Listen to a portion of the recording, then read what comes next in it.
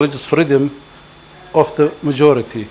Religious freedom and minority rights did not draw anyone's attention. The fact that a majority of any countries did not share the beliefs of a minority faith did not make those beliefs and practice any less protected. Turkey's population 99% Muslim. The remaining 1% are Jewish, Catholic, Orthodox, Protestant, and other Christians. The situation of non-Muslim minorities in Turkey is extremely complex in light of the prevailing legal framework. Turkey's minority regime has been shaped under the foundational legal framework of the Treaty of Lausanne. Turkey's official minority policy was also based on the Peace Treaty of Lausanne. The Peace Treaty of Lausanne was signed on July 24, 1923, between Great Britain, France, Italy, Japan, Greece, Romania, and the Serbian Slovenian state on the one hand, and Turkey on the other.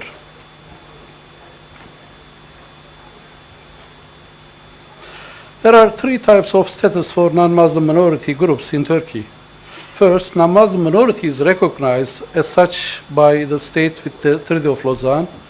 Second, non-Muslim minorities unrecognized by the state with the Treaty of Lausanne.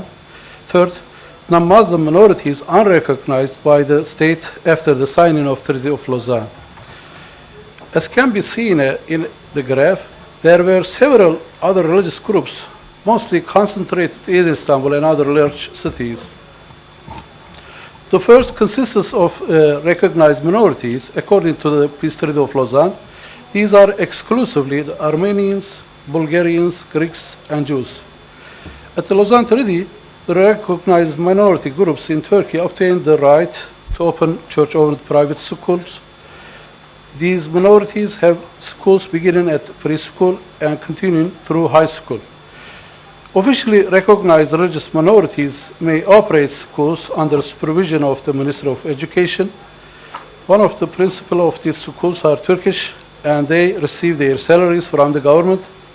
However, only minorities are allowed to attend such schools, and all other expenditures are paid for the minorities.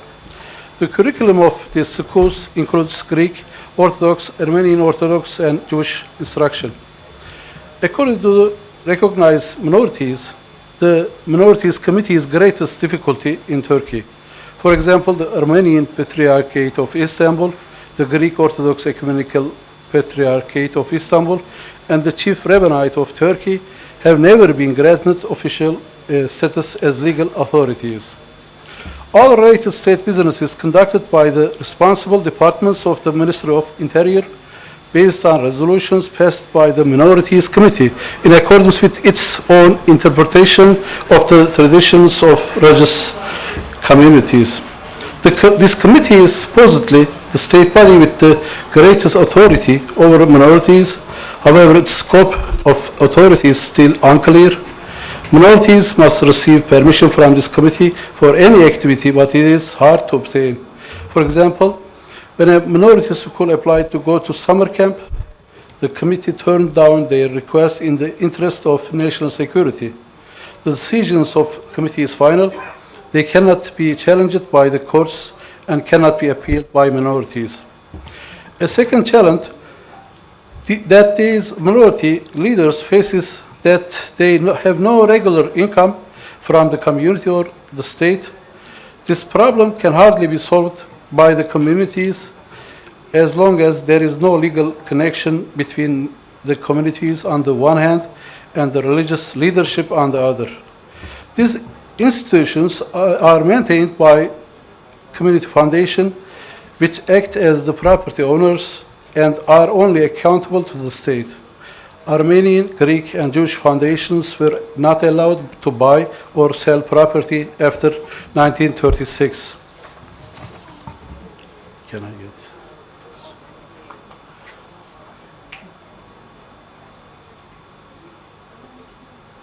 Thank you.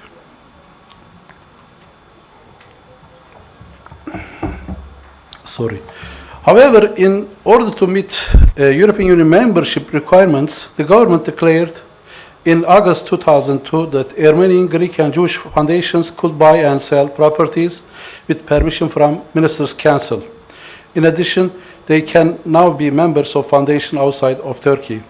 The second group is the non-Muslim minorities who were present in Turkey at the time of the Treaty of Lausanne but were not recognized by the state as minorities within the treaty.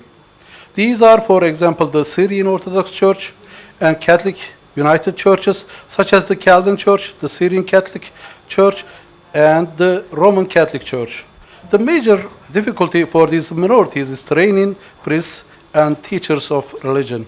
The Arab Orthodox Church and the Syrian Orthodox Church, for example, have organized their property as community foundation under civil law.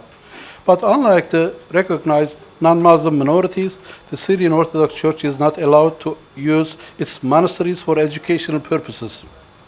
These monasteries have never held any school-level education, only the basic training of priests and religious teachers.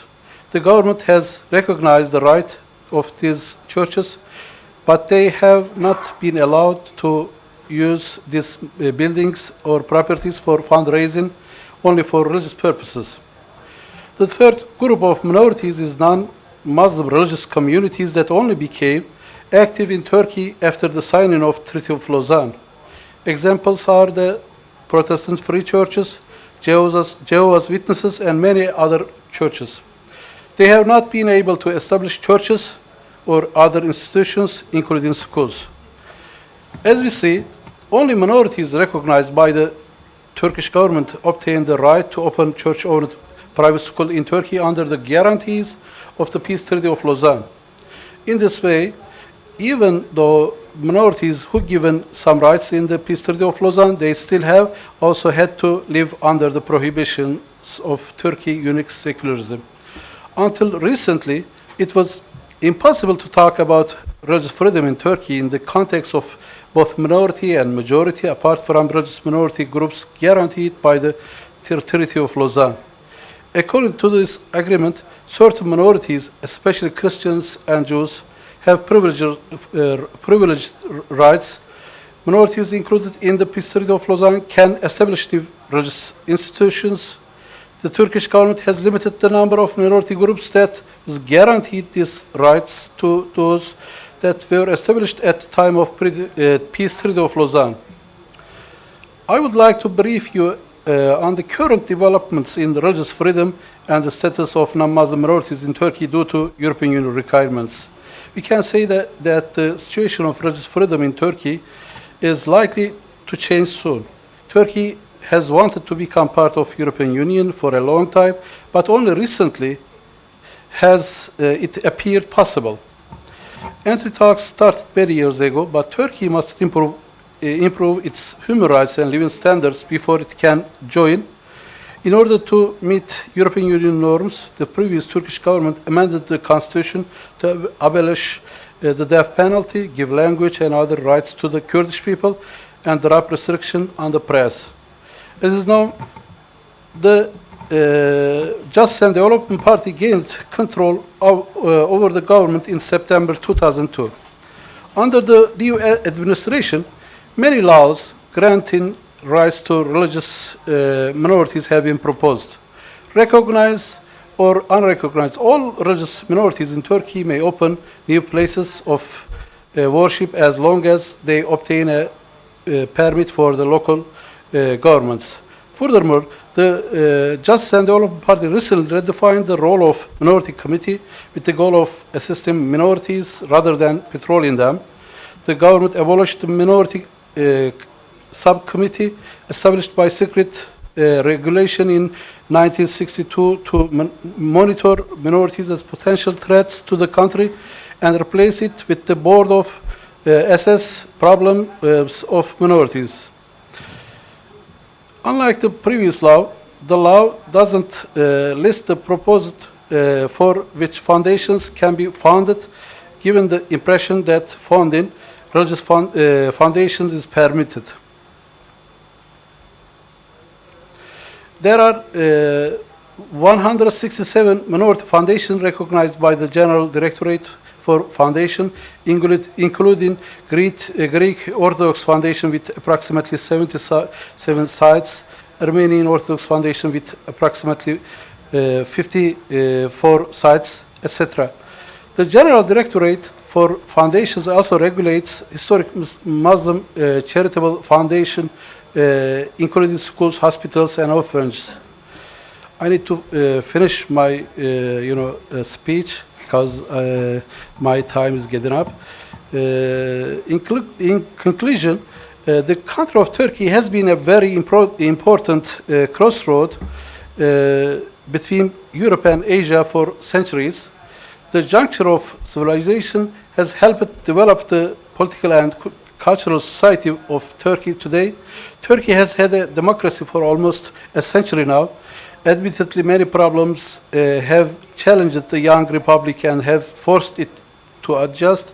However, such adjustments have made it a stronger and safer place for the citizens of the country. Changes in a democracy are expected and indicate progress. Turkey's progression has been substantial, especially in its recent goals for entrance into the European Union. It has shown a commitment to create a better environment for its many citizens, especially shown in its increasing religious freedoms and toleration for all religions. As a model for other Islamic countries who may wish to adopt democracy, Turkey is proof that an Islamic majority and democracy can truly coexist in peace. Thank you for listening and coming.